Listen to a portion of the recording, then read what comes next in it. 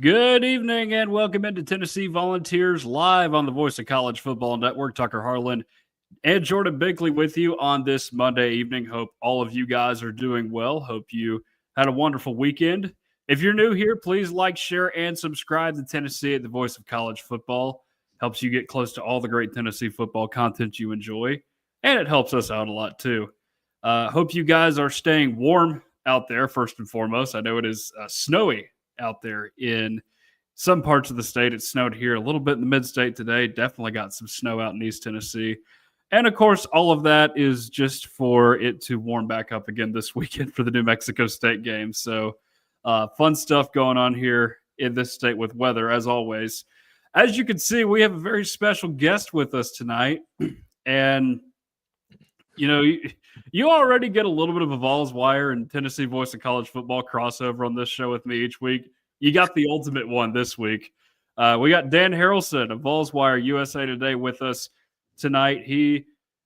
I cover recruiting for Dan, but Dan covers the vast majority of Tennessee athletics. You need to see anything on Tennessee athletics, you go to Vols Wire. You check out his stuff on football, basketball, baseball. He covers it all over there at Vols Wire. Does a tremendous job. Very thankful for him coming on this week. Dan, how you doing, my friend? Well, thank you for having me. And it's a busy time of the year. You mentioned all the sports. So we got basketball starting up, baseball kind of, went through the coaching change. Didn't really get to do much after that Tony's last practice because the mid-state exhibition and then the Knoxville exhibition, the World Series game got canceled due to weather. So I would imagine things will start slowing down a little bit once we get past these 3 games, the regular season games for Tennessee football, and just kind of focus on basketball. But thanks for having me on. You say it's going to slow down, but the portal is going to open up. Yeah, I was just Well, we got is it 2 weeks or 3 weeks from the national signing period? The early signing period. That sounds and right. Then we got the portal. I guess that's the first week or so in January. So yeah, it's in January. So we'll definitely still have some stuff to touch on there with the portal mania, portal combat, whatever you want to call that stuff now. It just gets crazy with every sport. Doesn't matter which one. I'm sure we'll see some shenanigans in football again. It's happening every year now. That doesn't matter who you are or how good your team is every year. You're bound to lose somebody in the offseason and get somebody good potentially, as Tennessee has done both of in the portal cycles. So usually, as all of you know watching this show, we like to talk about the game from the previous week. We don't have that this week since it was a bye week. So we're just going to jump right into the Tennessee football schedule and just how everybody did on it this past weekend. By the way, the non-conference teams are still doing terrible. They were combined 1-3 this past week, with ETSU getting a win over Samford, who just fired their coach, by the way. Miami beating up on Syracuse. Poor Syracuse, man. They lost Steve Angeli for the year, and their season with it is exactly what happened. But looking at the SEC side, you got this game between Georgia and Mississippi State, who were Tennessee's first 2 SEC opponents this season. Was a game for like a quarter, and then Georgia just pounded them for the middle 2 quarters of that game. Ended up being 41-21. Blake Shapen gets benched. I think Georgia went for well over 500 yards of offense. I actually thought that game could be a lot closer than it was, just because of the way Georgia's played all season. But no, Georgia just really took it to them. And Dan, one thing I do want to get your thoughts on. What about the reality that we could be living in with 5 SEC teams possibly getting into the college football playoff? Ooh. I think it's right. I mean, obviously it's been a good year for the SEC. There's 5 potential teams there to get in. So it wouldn't faze me at all if we see 5 teams get in. Now, the Big Ten, I guess you would get Ohio State, Indiana, Oregon, maybe. That would be it. That would be it. So it's kind of a year you have 5 and 3, and then Notre Dame's probably going to get a spot unless I don't know, if they lose to USC, which I think is coming up, right? So – yeah, maybe if they do lose that one, I don't know if they should get in. Washington still remains on the schedule for Oregon too, so that could be a potential trap. I know Washington's beaten them a couple times recently, so you would assume they could get 3 in. Indiana and Ohio State feel like surefire bets to get in at this. I'm not questioning that at all. And plus, I guess the one ACC, and you never know, the Big 12 could get 2 in. Maybe Texas Tech, BYU, or something in that nature. So, yeah, hard to tell with the Big 12 right now, just because you got a lot of. I mean, it's competitive football. It's not necessarily on the same level as the SEC, as we've seen some of the weaker teams in the SEC win early season games against the Big 12, particularly Mississippi State and Auburn. And then I don't know who gets in from Group of 5. They're penciling in Notre Dame, which I kind of hate because they lost those first 2 games of the season, and people are just going to forget they existed. The Miami game in particular. Oh, they did that last year too. Yeah, but I guess I only had 1 loss, but I mean, still, they lost to. I'm already forgetting their name right now. It was Northern Illinois, wasn't it? Yeah, they earned their stripes as the season went on. Yeah, they did. Don't get me wrong, but I mean, back in the BCS era, that wouldn't fly. No, it would not. Well, that's a really good point, because I feel like we encourage losing now, just because, you can get into a playoff, play for a national title, 2 losses, but back in the BCS era, once you had that 1 loss, you were done unless there's chaos just happened. Kind of like Alabama 2011. It took Iowa State to lose that game with the plane incident and all that stuff, and they backed into it. So I don't know. That's one of my biggest things, just we encourage losing now.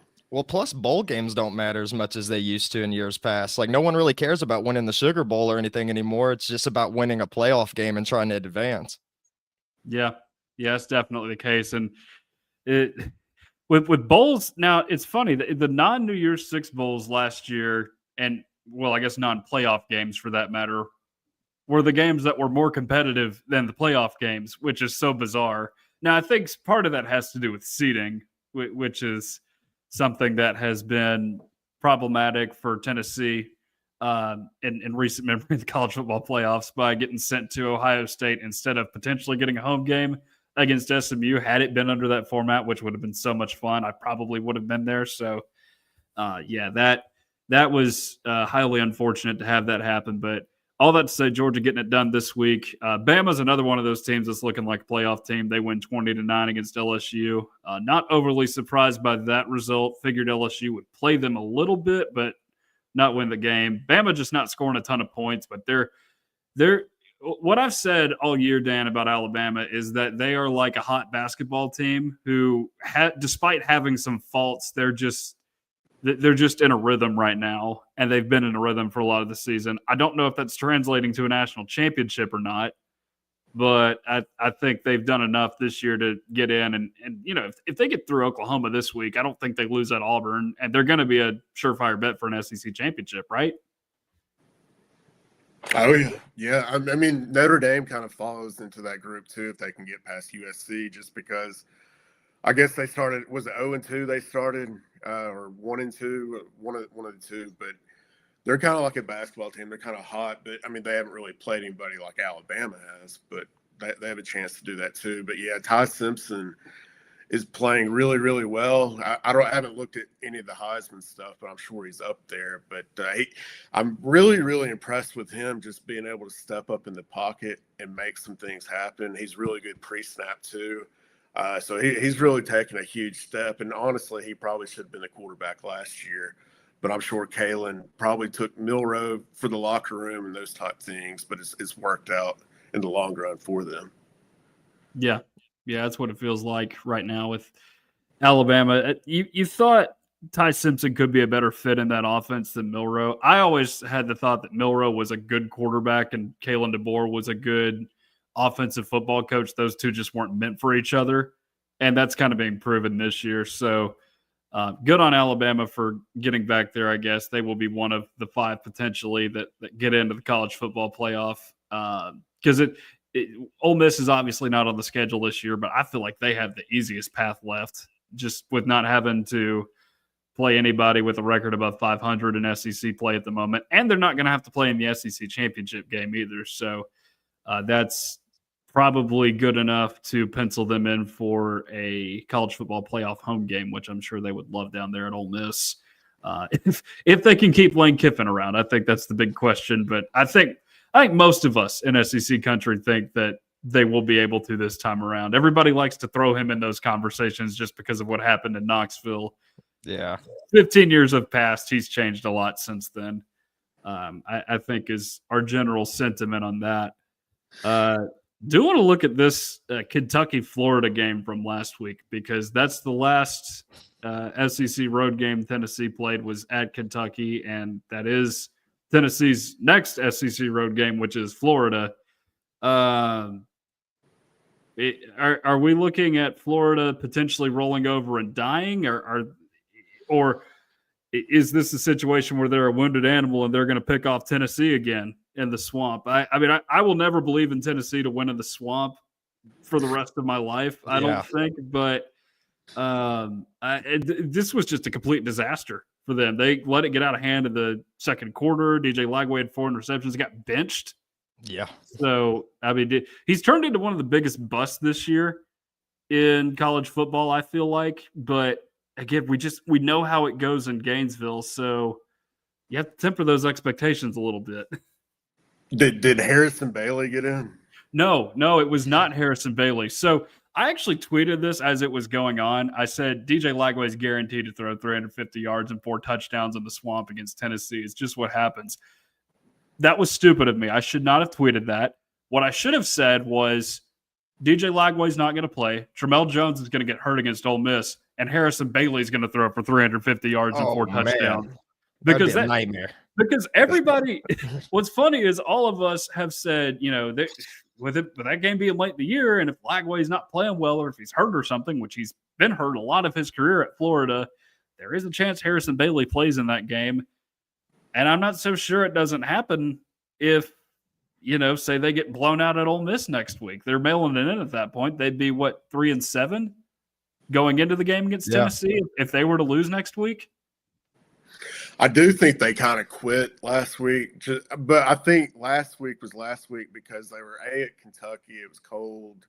They were just out of their element. Season hasn't gone well, interim coach, all those things. But the last 2 games, I believe they're both at the Swamp, Tennessee and then FSU. So they do have that to play for, and they may crank it up a notch when they finally get to game week Tennessee, knowing, okay, we got 2 rival games. And they may even look at it like Tennessee may not come back to the Swamp. I haven't looked at the schedules, the new schedules that just came out, but I'm sure – I know it's not next year, but it could be 29 is when they are at the Swamp next for Tennessee. So if it's not now, you're not doing it for another 4 years if you're Tennessee.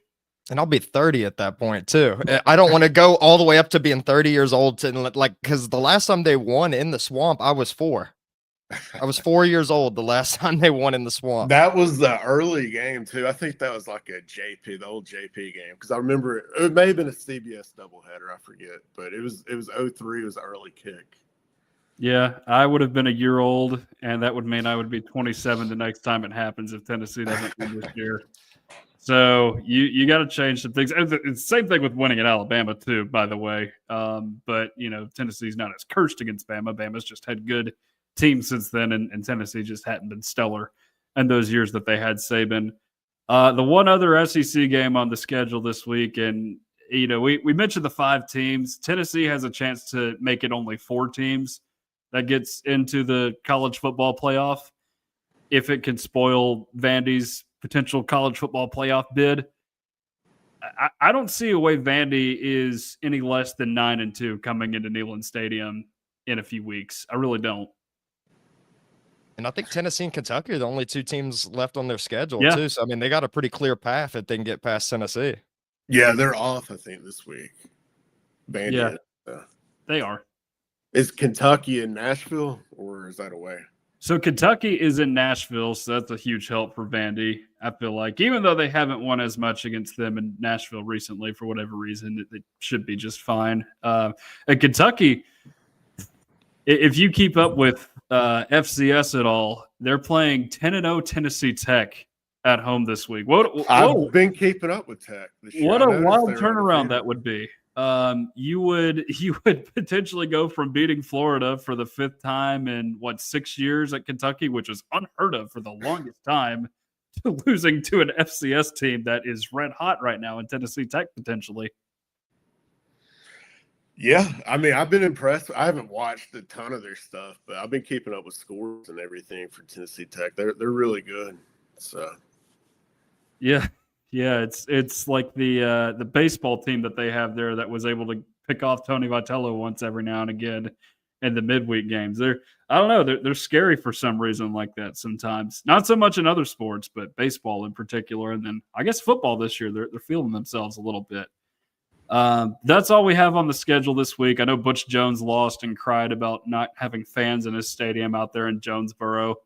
I think they're one win away from a bowl, though, so you could still see him raging out in the Camellia Bowl later on this season, in a few weeks in December. And then Nico, I know for sure, lost to Nebraska, who was playing a backup quarterback in that game because I believe Dylan Raiola is out for the season. So the enemies of Tennessee football are not doing so well this week either, at least the ones that have left and have made themselves enemies of Tennessee football. So that's all we have on the schedule this week. And, we're falling into this kind of strange week now where we are coming off a bye week, so we don't have a game to discuss from the previous week. But the next game is not necessarily a game against a team that is of significance in New Mexico State. It is homecoming, though, so that, I guess, is fun for the student body.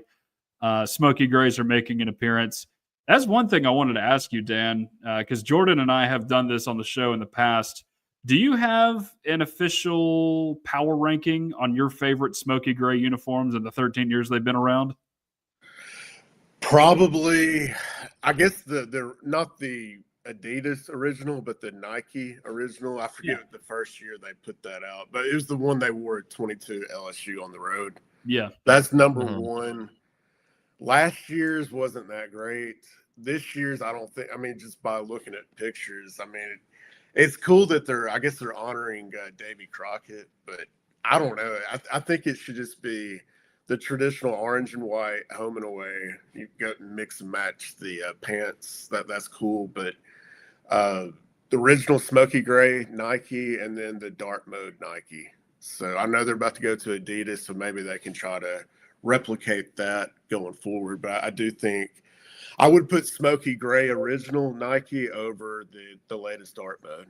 So yeah. I am right there with you on the smoky grays, the Nike smoky grays that debuted in 2015 in that Georgia game that Tennessee came back and won. I'm a fan of those.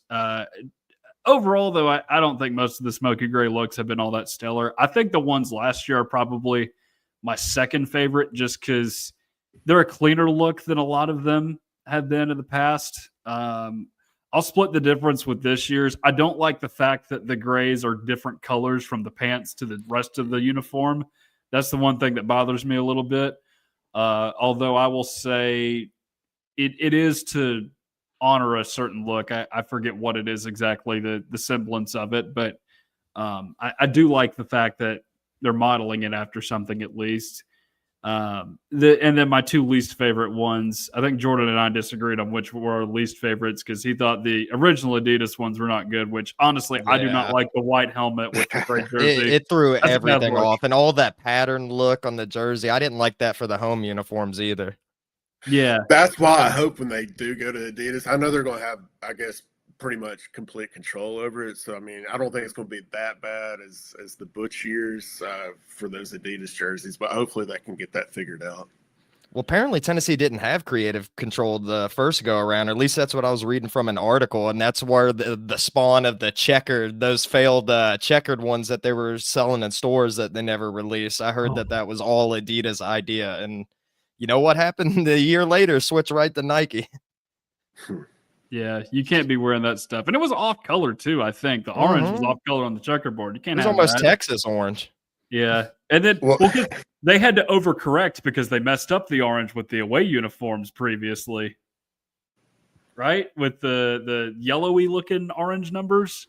Oh yeah, back in the day. Yeah. Those Yeah, were not those good. were rough. Yeah. well, do you guys remember the baseball Adidas, like the Houston Astros theme? Oh, With yeah. those? I kind of like those for some reason. I don't know why. See, Dan, I like them on the Astros. I don't like them on other teams. They do look good with, I think Louisville has that and somebody else. Theirs looks okay with the red. Yeah, but it's different for Louisville because they are red and that's like a very generic red. Tennessee orange is a very specific color. So I don't it's just like you can't do too many different things with it or else it looks kind of funky. Um I'll say this because we didn't mention it. My least favorite of the Tennessee football Smoky Grays is actually the ones they wore in 23, the nod to Condridge. Yeah. Look, Oh, yeah. I like the fact that they again it was a nod to somebody, and they did it with Condridge that time around. That was cool. But there's just so many weird vibes from that game that came out of that game that season. That was Chattanooga, right? Austin P, the Austin game where P, they had the okay. delay and the Tennessee was down a lot of the first half. Yeah. That was a weird game. As I remember going to that game and just thinking, why is this game so close? Pretty much the entire second half.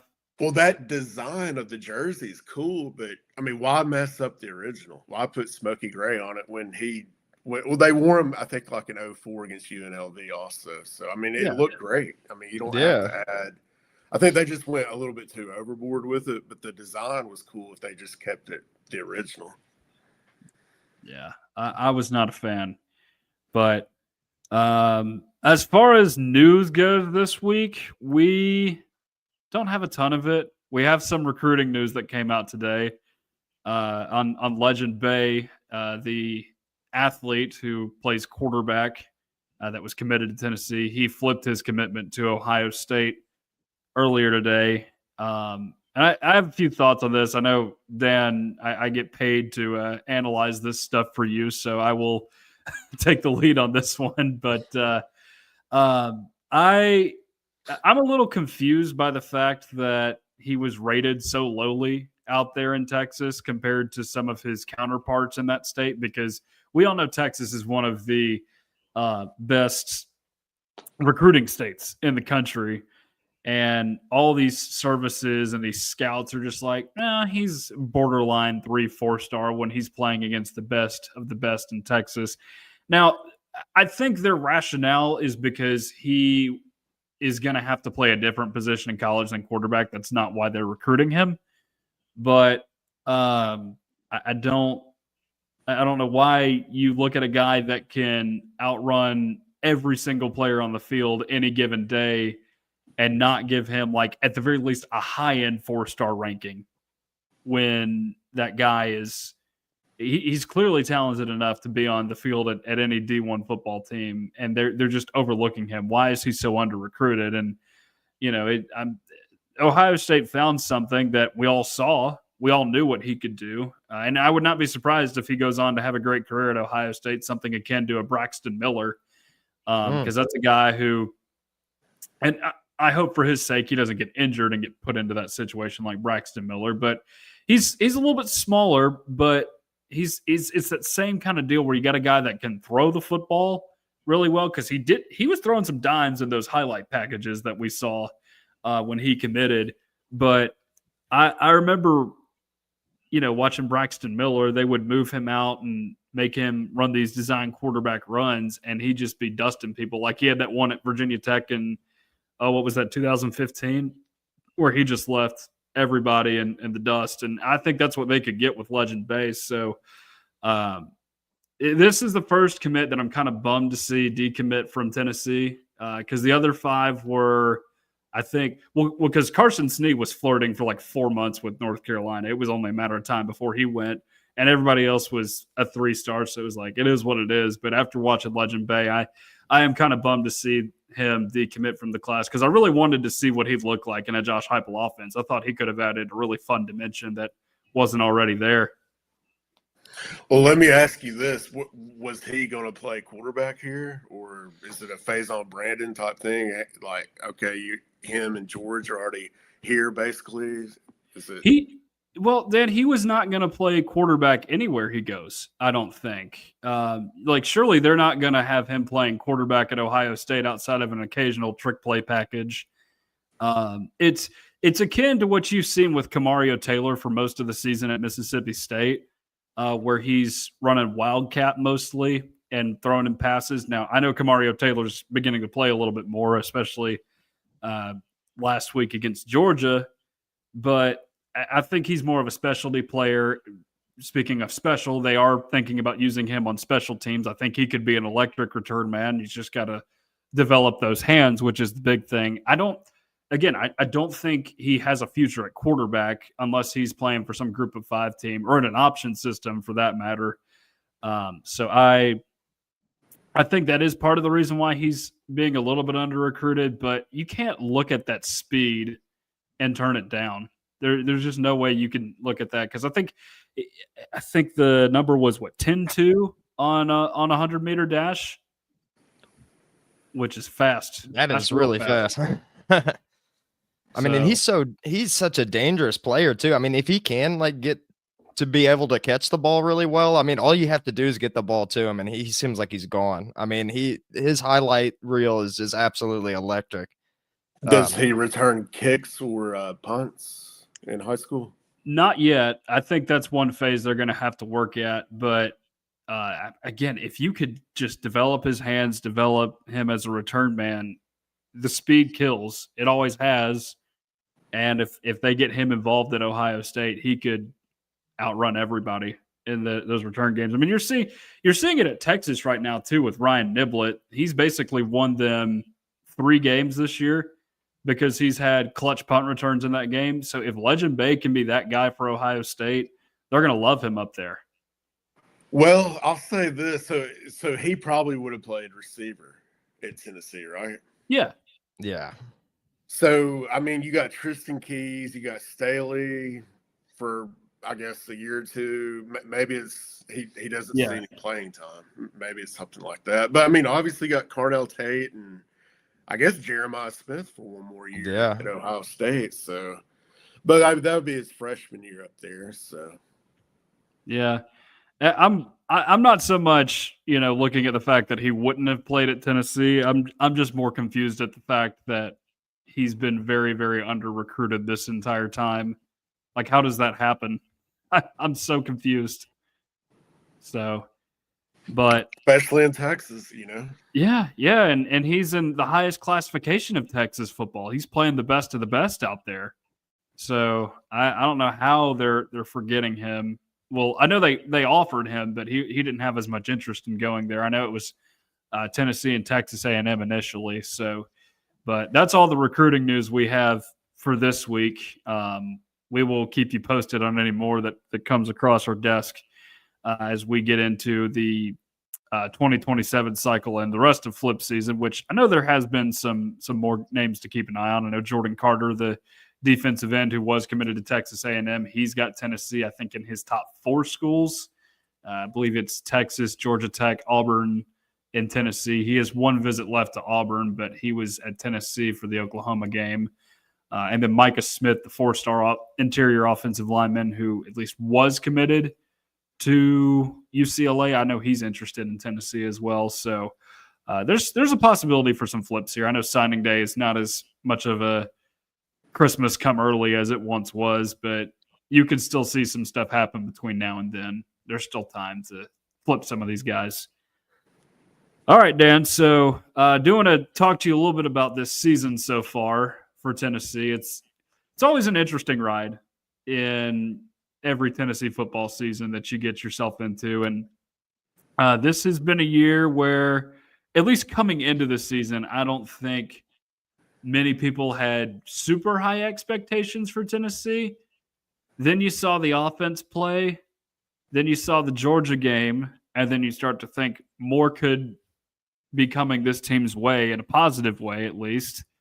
And then you look down the stretch in SEC play, and they're sitting back at 6-3. Defense has been a little bit of a liability at times this year. Let me ask you, Dan, did those first few weeks of the season change what you thought was possible for this team? Well, what I thought, I mean, I don't think anybody knew. I mean, I really don't. I mean, Joey had potential, and you know Josh was going to try to get something out of him, and he has. But I just think if you can go 9-3, you win these last three games, I think it's huge what Josh Heupel's been able to do. And even if you do lose at Florida, but you still beat Vandy and you win a bowl game, that's still pretty good. I was looking at Joey's stats. I mean, on first down passing, I think he's like at 72% completion on first downs.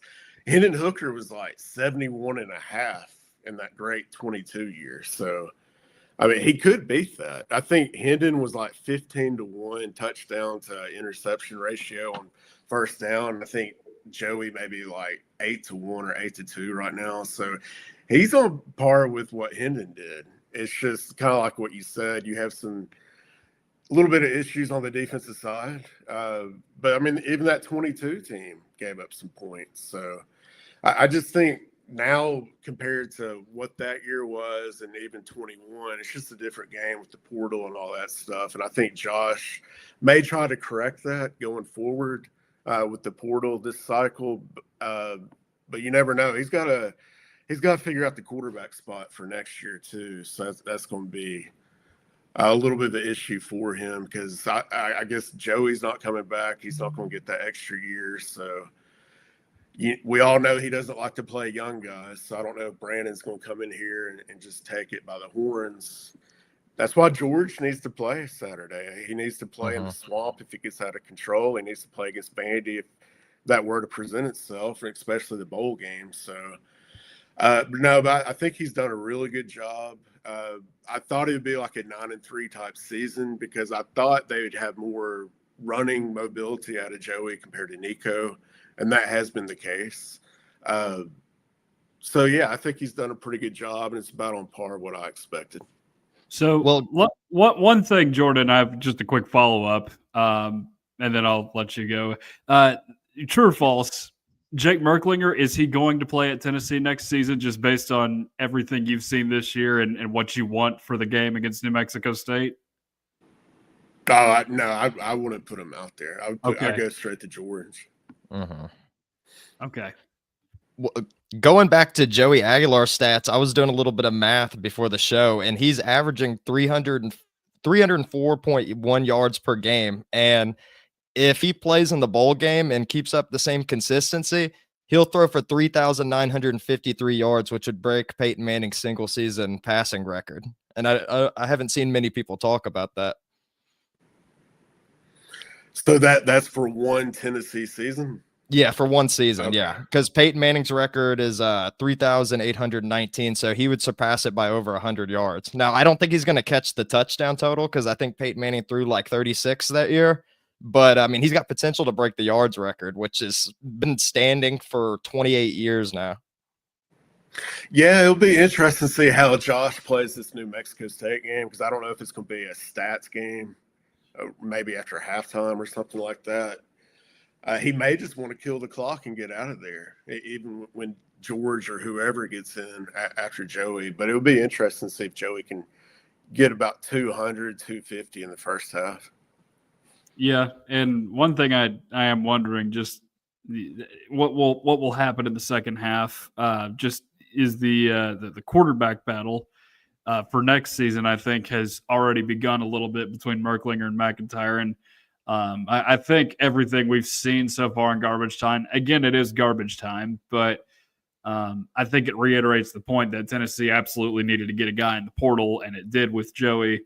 But I don't feel like Merklinger would be the guy at all for the job, just based on what we've seen. And I know a lot of that is reps with the twos, but just the pocket awareness has not been there against some of these teams. And I remember because Jordan, you and I were at the ETSU game together, and we stayed for the beginning of the second half, watched that drive from Merklinger where they scored a touchdown, but the one long completion he had to Brazel was an underthrow.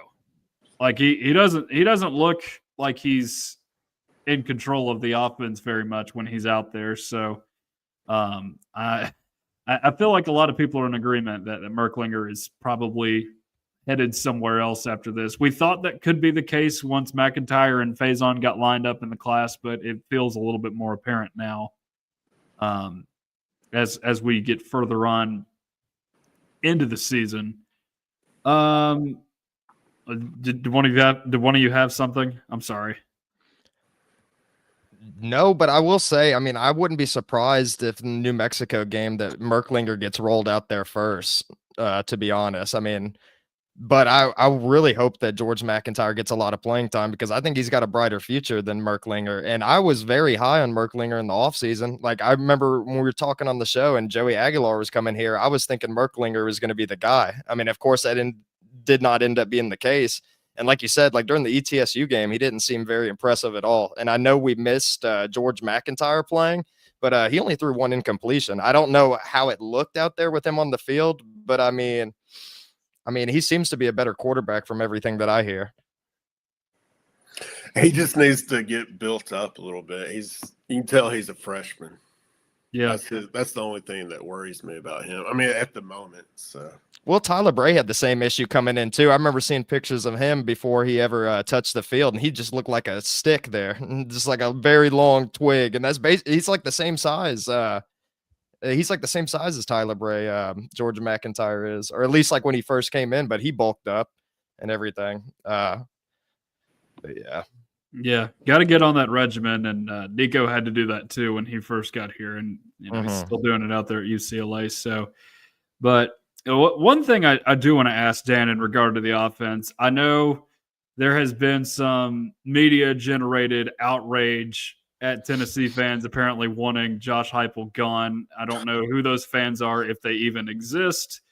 But I don't think Josh Heupel's coaching this year has been without some criticism because I think in part of the reason why people are a little bit disappointed in this season is because the game management has not been very good from this staff in critical points this season. The Georgia game was what it was. I know you had just a few seconds to work with there at the end of the game, but you look even further than that. Mississippi State and Arkansas were not well managed football games. The end of the first half at Alabama was not well managed. Tennessee's not, running to the football down 2 scores to Oklahoma in the fourth quarter.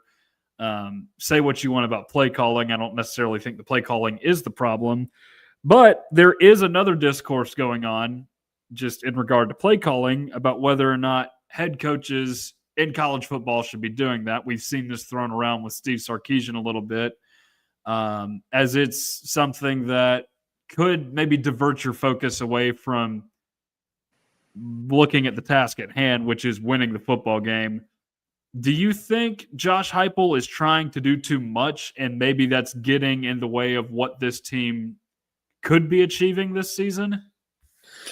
I mean, it's a good question. I mean, it's obviously out there. I don't have an issue with him calling plays. I don't have an issue with coaches calling plays. But like you said, you got to manage everything. It's organized chaos. So you got to get that under control.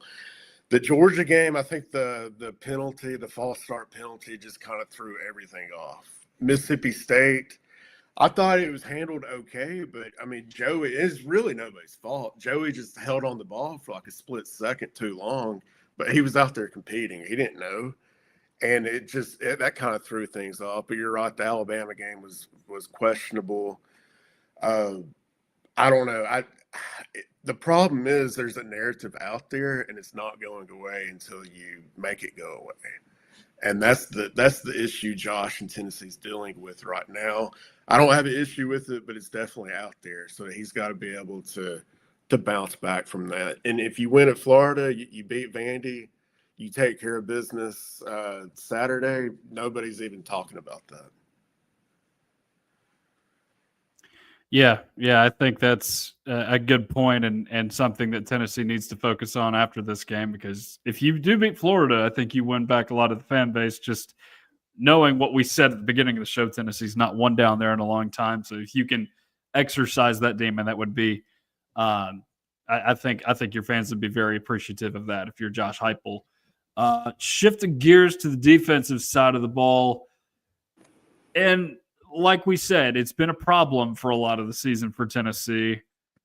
It's not one thing to blame with this defense. Like there's several different things going on. I think a little bit of it is scheming. Not much of it is scheming.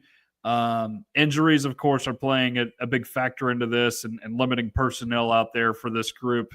And then there's just a lack of basic fundamentals at times. The tackling from this team has not been good for a lot of the season. In your mind, Dan, what is the biggest problem with Tennessee's defense this season? Yeah, I mean, you nailed it. I mean, the injuries. You have Ricky Gibson, McCoy has not played, so that's not good. Arian Carter's kind of been banged up at the linebacking core. And I think they missed Omari Thomas big time this year. I mean, he was not just on defense, but he played on extra points, so the little things like that. And you never know, that could be affecting kicking. I just think a leader like that, you definitely miss that. But, yeah, I mean, you're playing without your two cornerbacks, so that's not good. I mean, just think about that. You're out Omari Thomas graduation. Your two cornerbacks are hurt. Your quarterback bails on you a day before the orange and white game, and Josh Heupel could still pull off a 10-win season. And I don't know if Tennessee's had a 10-win season since what, 06, 07 or 04, 03, something like that. Back-to-back 10-win years, and he has a chance to do it. So my biggest question mark is not necessarily defensive play calling. It's not a shot at Josh, but I think on offense, I mean, at Mississippi State, he kind of went back to his old air raid with some of the passing crossing routes. And he did that 21 at Florida on a fourth down play. We haven't seen that since Mississippi State. He ran it 3 times, the mesh plays. Ran it back-to-back. He even got a first down off the fourth down. And I thought, okay, well, we're going to start seeing this from him with the new personnel groupings, all that stuff. And we haven't seen it.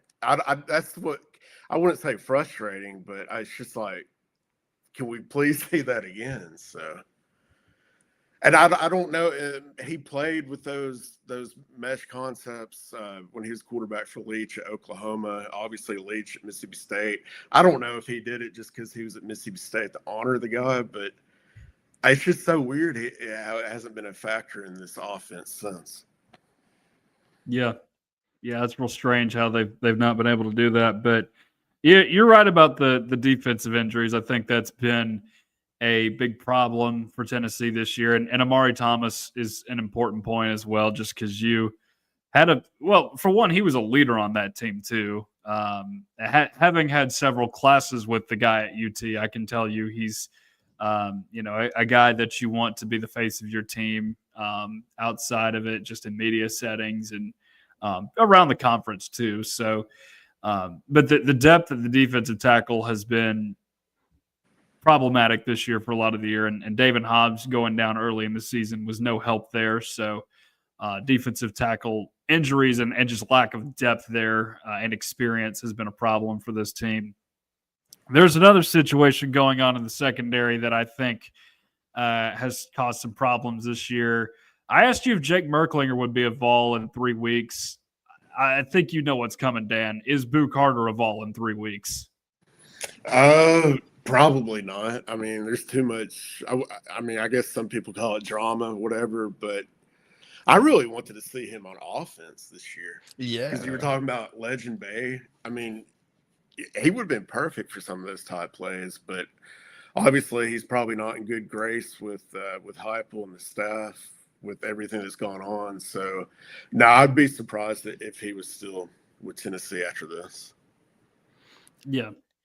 And didn't he ask for that role on offense a month or two before all of that stuff started going down too? I mean, I wonder if they took that away from him as a punishment of sorts. And then I think during the Kentucky game, he didn't get a single defensive snap either. So I don't know what that's about. He definitely got a snap in that game. I think it was the Oklahoma game where he didn't get the snaps because it was Oklahoma. The Kentucky game was the one where he just got burnt by that one guy and just didn't even try to make an effort on the play where he very easily could have tackled the guy. And the problem in all this, guys, is he's been a part of the team all year, and his one kind of redeeming quality has been his punt returning every now and again, but we haven't seen it used that much, which I think is a real problem for this team. They're not being helped out by him there.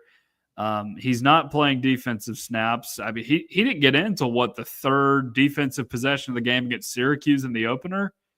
So, and we say it again and again, it's really sad, but he's gone from a guy that could have had an all SEC caliber season to pretty much being an afterthought in this program and looking like a surefire bet to transfer out, all because of a few extra dollars is what it feels like right now.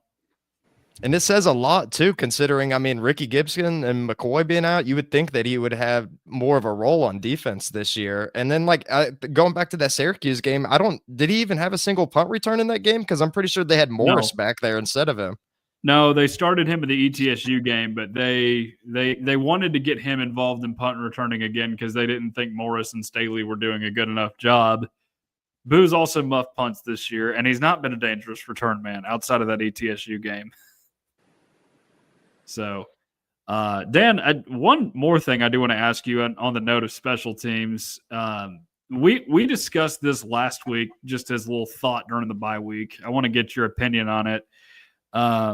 This group has not negatively impacted the game too much this year. I know there have been some muffs here and there, and then, of course, you got the missed field goals by Gilbert every now and again in some inopportune places. But do you think the lack of involvement positively from this group is a bit of a problem, something that you'd like to see them improve upon next season, get more involved in the game with next season? Sure, and you never know. I mean, I think they miss Eckler.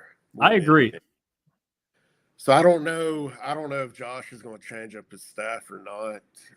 He could look at that, but you're right. They definitely need to focus on that going through spring practices and clean up special teams altogether, especially the punts and the kick returns, because they do need to be more involved with that.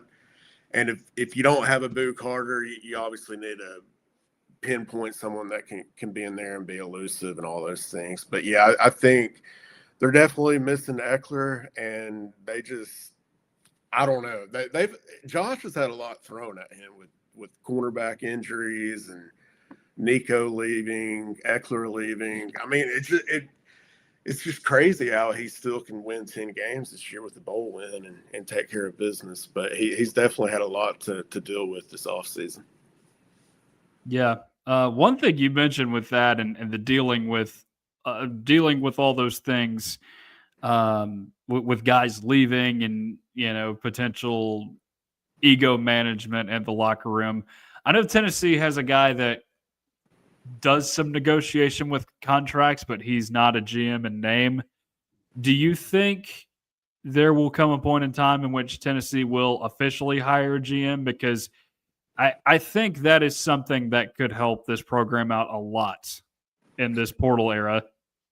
Sure. I mean, look at Vanderbilt. They got one. And, a lot of these teams have one. So, yeah, it's just kind of how it goes. But obviously Josh is probably going to pick somebody close to him, and rightfully so. But I think the biggest thing is he needs to try to figure out how he can get Seth Luttrell on staff outside of being an analyst, because I think that guy can really be beneficial, not just offensively, but, player personnel, all those type things. So I think it'd be great if he could try to get him on staff. But, yeah, for a general manager, I don't know if that's the Seth Luttrell thing because he's an X's and O's guy, but they definitely need to probably look at that. Yeah, my thoughts on the general manager thing is not so much a guy that needs to recruit talent and utilize the portal for Tennessee, because I think Josh Heupel needs the say on that and everything with his assistants. But you've seen this trend in college football with a couple guys in particular, in Chip Kelly and Jeff Hafley, who have left head coaching jobs because they don't want to have to deal with that stuff. And that's what these college coaches are up against, having to re-recruit their own roster every year.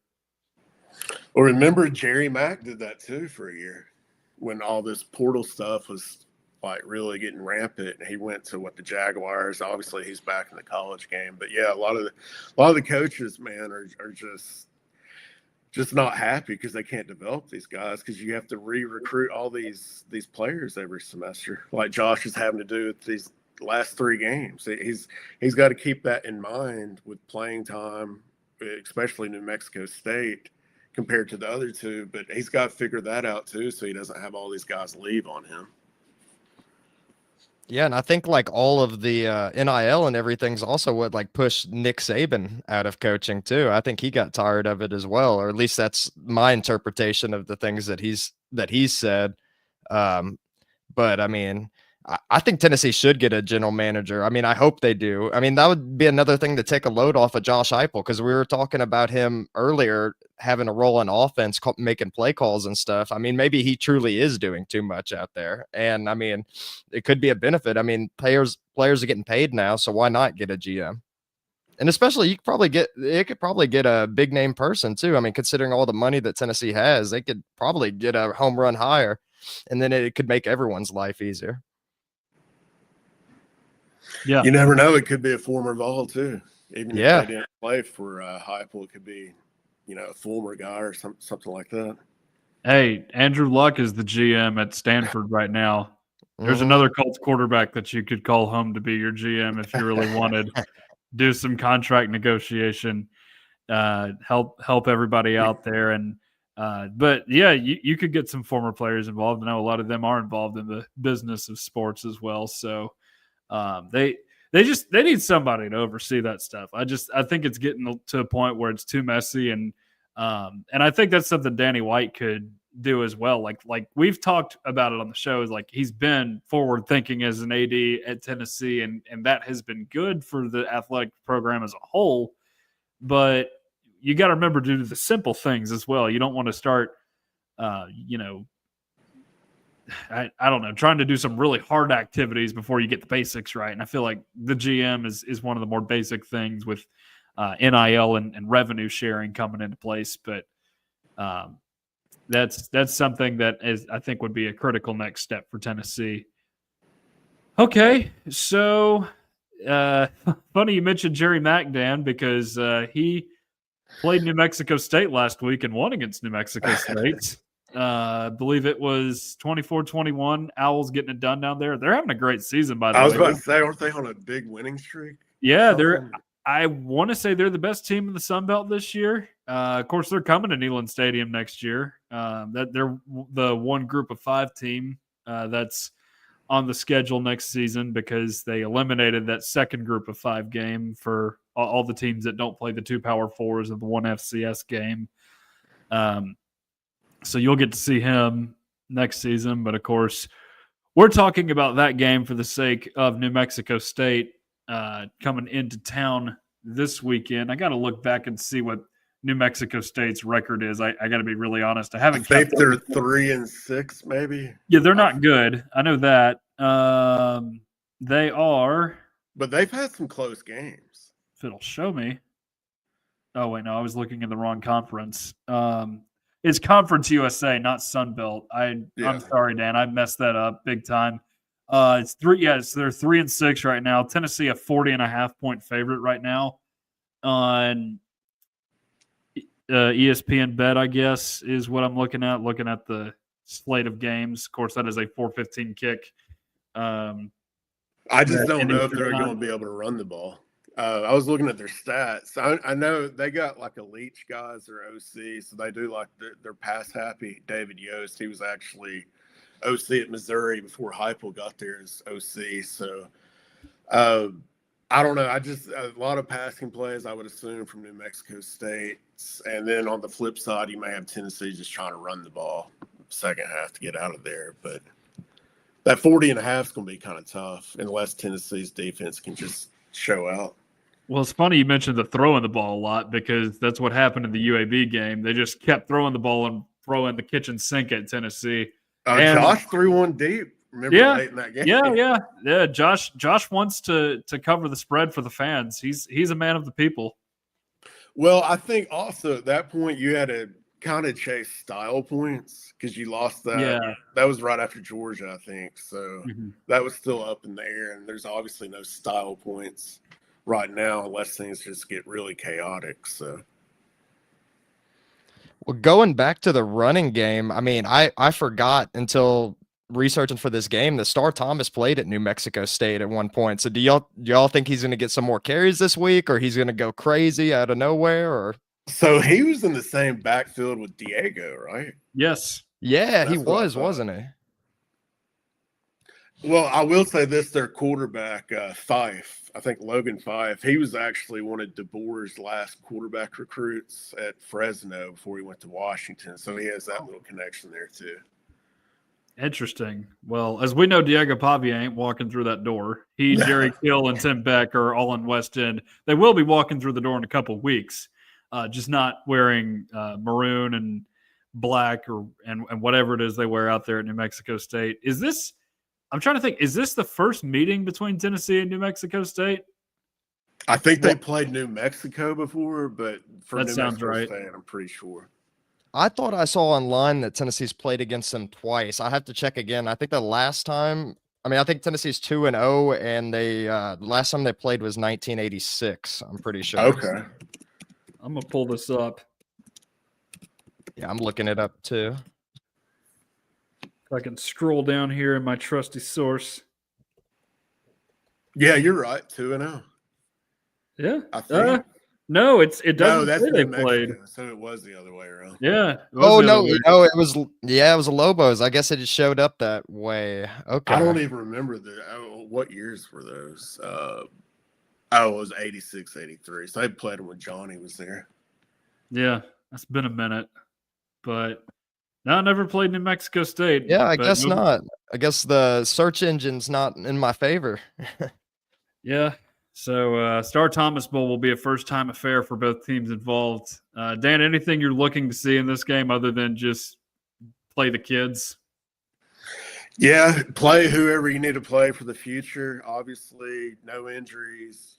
Just kind of clean slate till you get to Florida. So, which would be huge. Of course, we don't know that time, the kickoff time yet. Hopefully, it will be an afternoon game, so they don't have to fight the night game there. Yeah, Jordan was out here saying he wanted a night game in Florida because it would be cooler down there before the season. But the reality is it's going to be cooler down there anyway. Hey, they have the falling iguanas for all you nature nerds out there right now because it's cold enough to where their bodies are shutting down. So it is actually kind of cool in Florida right now. Well, I was at Florida recently, and it was really cold. Or like really cold compared to what we've been experiencing as of late. But it was like 40 degrees every night. Hey, it was pretty cool for that Citrus Bowl 2 years ago. Yeah, it was. I think it was either game day or the day before. I forget, but it was kind of cool for their standards. Yeah, I just remember getting hit by a football in the face and not remembering anything for like a solid 2 quarters of that football game. Yes, Dan, Noah and I both got drilled by footballs down there in the Citrus Bowl. Man, they should have brought you into the tent, man. Get checked out, man. You had to miss a week of reporting. Oh dear, it was brutal. I'm glad that I didn't have to go through that alone. That way I wasn't the only guy getting embarrassed, but there were multiple of our friends on the beat, Dan, who had a front row seat to that, unfortunately. And that moment will live rent free in their head for a while. Any score predictions for this game? I know we're going to put out some later this week, Dan, but anything right now? I don't know if they'll get to 50 or not. That's what I've been kind of thinking about. Maybe like 40, 45, 13 or something like that. I don't know. Something along those lines. I do think they could potentially get into the 50s, but it's just, as we were saying, however the second half plays out, however he wants to do it. Jordan? Yeah, I don't know what to think about this game because I could see Tennessee being a little bit more laid back, just trying to focus on Florida the upcoming week. But if they start to make some big plays, Josh Heupel's not opposed to running up the score a little bit. So I don't know. I'll probably go a little higher. I'll say 51-10. I feel like the defense probably gives up at least a touchdown. Yeah, I'm in agreement there with you, Jordan. They've not given up less than 17 in a game this year. That includes ETSU, which is not stellar. But I will agree with you on the New Mexico State score. I'm going to say Tennessee gets to 56 and covers the spread. It won't be by a ton, but I do think they get the cover. I feel like Josh Heupel is just it drives him up a wall every single time they don't hit 50 in one of these games. I'm sure he was frustrated as hell against Austin Peay a few years ago when they only got 30 points in that game with Joe Milton. But I do think they get the cover in this game, and of course they're going to win, go 7-3 into the swamp the following week. That's the big question: can they win in the swamp? And we will discuss that next week. But that is going to do it for us tonight. Thanks to all of you for watching here on Voice College Football Network. Huge shout out to Dan for jumping on the show with us. Dan Harralson of Vols Wire with us tonight. Dan, I know about this a little bit, but can you tell us what is going on at Vols Wire right now? What kind of magic are we cooking up over there? Well, yeah, just all the sports, man. Lady Vol stuff is going pretty heavy. So is Rick Barnes, basketball, recruiting. So, yeah, like you said, we'll be getting all the portal stuff and the early signing period before we know it. So just really looking forward to seeing how basketball does, both men and women. So that'd be something to keep an eye on. Yeah, I know Kim's pretty upset by her team's effort last night against UT Martin. I know because they lost the game to NC State, so they came out with a little bit of an edge against ETSU, but they seem to have lost it against UT Martin for some reason. But I'm intrigued by the basketball team. They won. That was a quick turnaround because they went NC State over there, came back, and then they had like a day off and went over to Martin. So they've had a lot of travel. So yeah, I think some of that with the Martin deal was just too much travel. So they should kind of settle back in. Yeah. Yeah. And I think the men's team is going to be fun too this year. A lot of new faces and faces from last year that we didn't get to see much of. JP Estrella in particular. Really excited to see Nate Ament the rest of the year. That guy's a fun player, and I think with the new continuation rules in basketball, he's going to be special this year in the SEC. So, but that is going to do it for us tonight here on Tennessee Volunteers Live. Again, appreciate all of you guys for joining us. Please like, share, and subscribe to Tennessee at the Voice of College Football on YouTube if you haven't already. Helps us out a lot. Helps you get close to all the great Tennessee football content that you enjoy. For Dan Harralson and Jordan Binkley, I am Tucker Harlan, and we will talk to you guys post-game sometime this weekend after the game ends. We'll see you then. College football is even more exciting when you've got some action on the line, and the games are even better when you're cashing in. And the Voice of College Football is the place to be to get the greatest value. Start with my picks. 75% against the money line, 58% against the spread, and I've got a 40-plus year track record. 11-0 in the college football playoff for me last year against the money line, 8-3 against the spread. And I'm just the warm-up act. Steve Merrill of Wager Talk is our ace in the hole, show stopper. 7 years with the Voice of College Football, over 30 years in the industry.